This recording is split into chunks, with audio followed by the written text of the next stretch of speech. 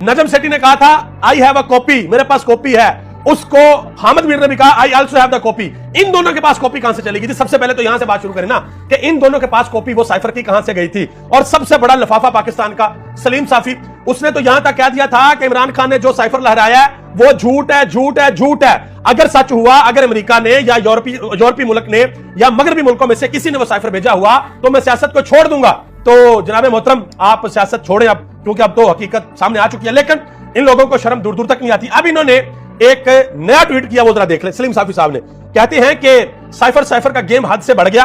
आलमी सतह पर जो सफारती रसवाई होनी थी हो चुकी। साइफर से खेलकर दुनिया में हमारे सफारतकारों के सामने अब कोई मेजबान मुंह खोलने से पहले हजारों बार सोचता है। इसलिए फिल फोर आला सतह कमीशन बनाकर दूध का दूध और पानी का पानी कर दिया जाए।